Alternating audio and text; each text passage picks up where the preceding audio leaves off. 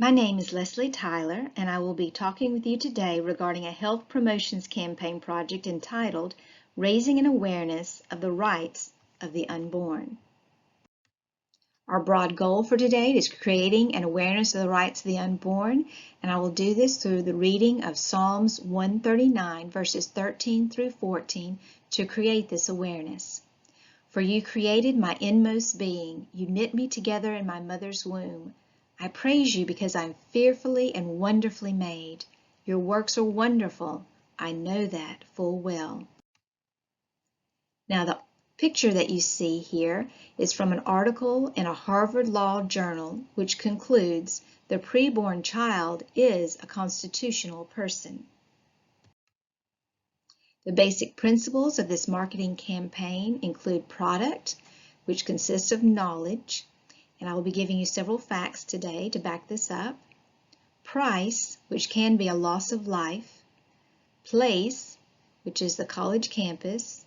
And promotion, which can include things like infographics, flyers, posters, pamphlets, and Facebook posts.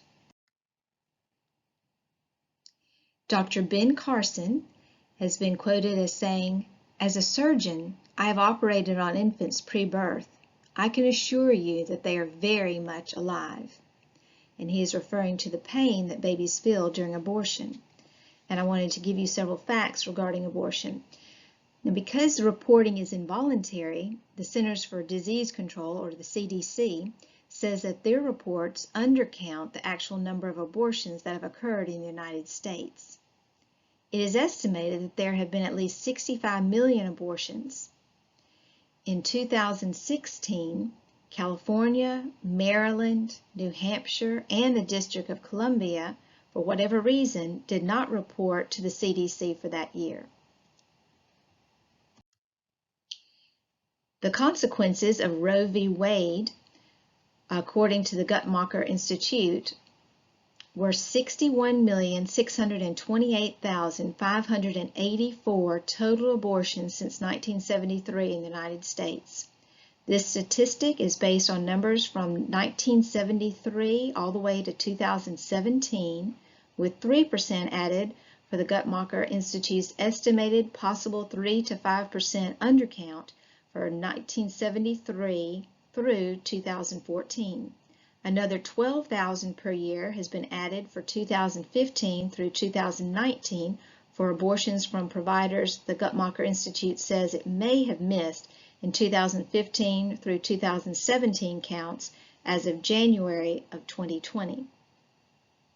Now, the highest number of reported abortions in a single year in the United States occurred in 1990 with the number of 1,429,247. According to the Guttmacher Institute's 2017 report, abortion rates were the lowest they have been since 1973, and rates are slowly declining with each successive year. Some of the decline is attributed to the fact that contraceptives are more available today than they were in the past. In fact, the abortion rate is now less than half of what it was in 1990. However, it is still too high. According to humancoalition.org, 10,800 children are born each day in the United States, but an additional 3,500 are lost due to abortion. Their lives are taken prematurely.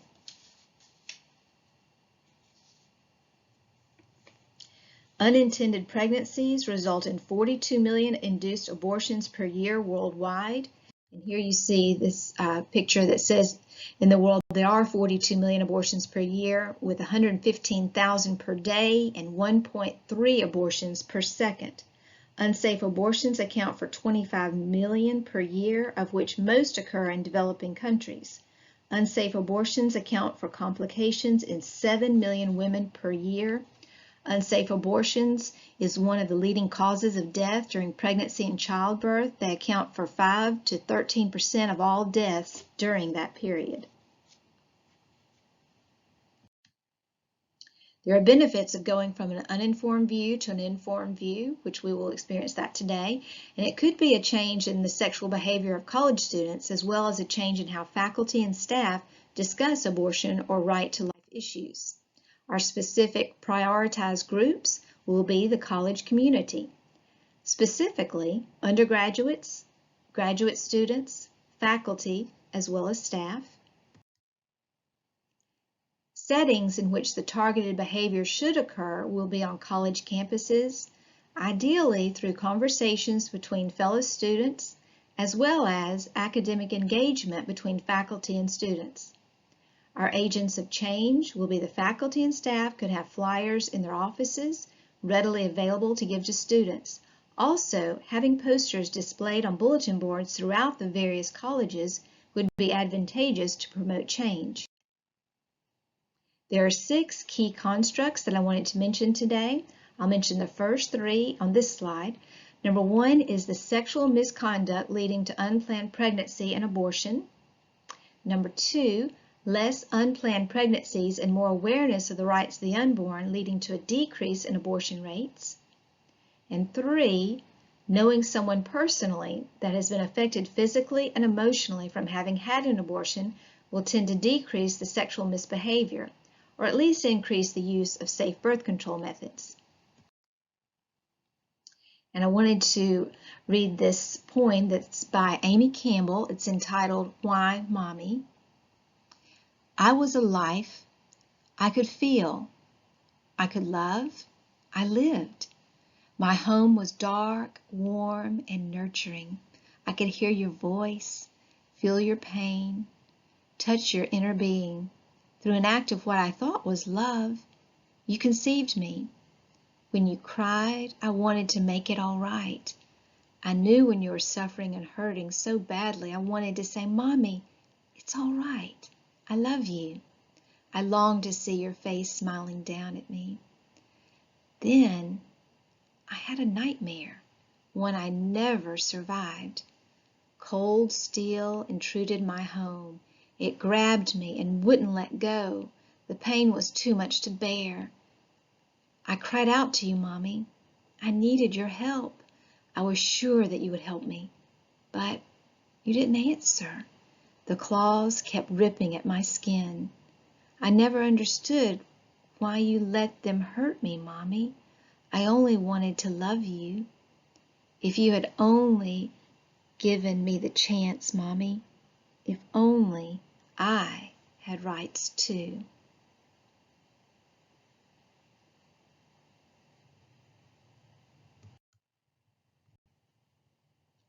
Our other 3 key constructs. Number 4 is by not putting oneself in an environment that would make it easier to engage in sexual promiscuity would decrease the likelihood of unplanned pregnancies. And number 5, cognitive engagement of conversations between faculty and students on college campuses regarding the rights of the unborn. And number 6, best practices would be to have a segment specifically laying out the rights of the unborn when discussing sexual harassment policies during onboarding for new faculty and staff or for freshman orientation. Also, having pamphlets or flyers available for students to pick up and read on their own on the desk of every faculty and staff, especially in the counseling center. There are 2 health behavior theories that I'm going to mention throughout this campaign, and the first one is based on social cognitive theory. The rights of the unborn will be spelled out in simple language along with the effects of abortion. Personal factors such as knowledge, goals, and self-efficacy play key roles along with behavioral and environmental factors to determine the behavioral intention of the college students. Outcome expectations using SCT, or social cognitive theory, would involve the belief that if a person does not believe an unborn baby has any rights, then it will not matter if an abortion occurs or if there's unprotected sex leading to an unplanned pregnancy. Abortion is the gravest human rights abuse of our time. This is a quote from Lila Rose. She is an American anti-abortion activist and founder of Live Action. There are 7 ways that abortion harms women, the first of which are emotional and mental health damage even in women that were previously emotionally well. Teenagers are 6 times less suicidal after giving birth than before, but they are 4 times more suicidal after abortion than before. Number 2, women and children's lives are endangered. Women's lives are at higher risk of death for 10 years after abortion compared to after giving birth. Suicide, murder, fatal accident, and stress-induced stroke are the major causes. Number 3, relationships are harmed. Number 4, damaging infections cause pelvic inflammatory disease, painful sex, and infertility. And number 5, premature birth in the next children. Number 6, vulnerable women put at risk. Coercion to abort has been experienced by 64% of women in a U.S. study. And number 7, multiple abortions multiplying women's deaths.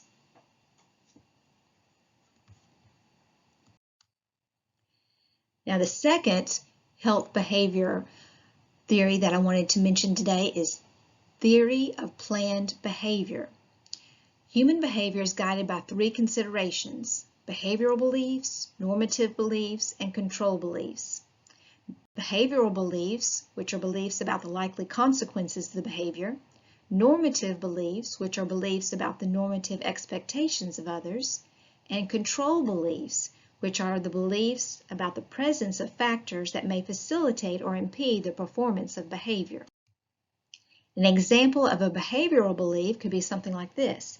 If I, as a college student, engage in unprotected sex, I could contract an STI or STD or have an unwanted pregnancy. This belief influences my attitude. Therefore, I should have a positive attitude towards using safe sex practices or abstinence. And I wanted to give you some statistics regarding STDs. More than 115,000 cases of syphilis, 580,000 cases of gonorrhea, and 1.7 million cases of chlamydia occurred in the United States in 2019. That's a total of 2.4 million STD cases. So for the 5th year in a row, a new high has been set. STD cases represents an increase of about 100,000 over the numbers for 2018. Infection with an STD can make it easier for someone to be infected with HIV. If left untreated, STDs can cause increased risk of giving or getting HIV, long-term pelvic or abdominal pain, and an inability to get pregnant or pregnancy complications. An example of a normative belief would be something like this. My parents and my closest friends would be shocked if they knew I was having sex. Normative beliefs influence subjective norms. Therefore, if I have sex and end up getting pregnant, they would think less of me. An example of a control belief would be something like this. If I can choose not to be alone with my boyfriend, then it would be easy to abstain. Control beliefs influence perceived behavioral control. Therefore, if I can practice safe sex or abstain altogether, then I will lessen or eradicate my chances of having an unwanted pregnancy. The more favorable the attitudes and subjective norms with respect to a behavior, and the greater the perceived behavioral control, the stronger the individual's intention to perform the behavior will be. The intention would be to not have an unwanted pregnancy so that a possible abortion would not take place. The rights of the unborn would be violated with an abortion, so the intention to not have an abortion would be achieved through the behavioral goal of abstinence. Awareness can lead to acceptance. Being able to view a child in a mother's womb will help to bring a sense of humanity and worth to all babies from the point of conception. Something non-human doesn't become human by getting older and bigger. Whatever is human from the beginning. And that is a quote taken from Randy Alcorn. The feasibility of getting the information out to offices and dorms on campus is possible, provided the proper channels are contacted. Freedom of speech, according to our U.S. Constitution, allows us the right to speak. Therefore, since this population of the college community involves a large portion of the childbearing people in our country, enabling them to understand the rights of the unborn and giving them a platform to speak up for those that cannot yet speak, has the capacity to save numerous lives. I wanted to show you this picture. This is of a mother and daughter. The lady on the left is the mother, and she's holding a poster that says, "This unplanned pregnancy is about to graduate high school." So obviously she received her child through adoption. And then her child is on the right, and she's holding a poster that says, "I was an unplanned pregnancy, and I'm about to graduate." So obviously her birth mom chose life. This is my tailored component for my health promotions campaign. I divided this infographic into a front and back. The infographic needs to have an appropriate heading, and this one is entitled "Raising Awareness of the Rights of the Unborn." It needs to contain visual representations of data in the form of charts or graphs. The first one details abortion rates by age in the United States, and it highlights in white the age group that the campaign is targeting, which is ages 20 to 24 or college-age students. I chose to highlight this figure in white to coincide with the heading, which is also in white. The second one is a chart regarding the state of STDs in the United States. The three main types of sexually transmitted diseases are listed there with their rates: chlamydia, gonorrhea, and syphilis, as well as syphilis among newborns. The third one is on the back of the infographic, and it is a chart detailing comparisons of different death rates worldwide, with deaths from abortion being the highest. Since we are experiencing the coronavirus pandemic, I wanted to also put a statistic in this chart to put things into perspective. The two illustrations on the front of the infographic pictures a single college student with a possible unwanted pregnancy and a group of college friends hanging out together rather than just as a couple. And so hopefully that picture would promote abstinence. The third illustration pictures developmental stages of a baby and pictures the humanity of a child in a mother's womb all the way through birth. A brief interpretation that highlights the main message is given on the back, which reads, "All lives matter, the born and the unborn." The key message or call to action is given on the front, which says abortion, unwanted pregnancy, STDs, abstinence. The choice is yours. Hopefully, based on all of the information contained in this infographic, it will encourage someone that's looking at it to make a choice for abstinence. And on the front, the sources of the data are listed. And I wanted to finish up by saying a quote from Abraham Lincoln: "No law can give me the right to do what is wrong." All lives matter, the born and the unborn. Thank you.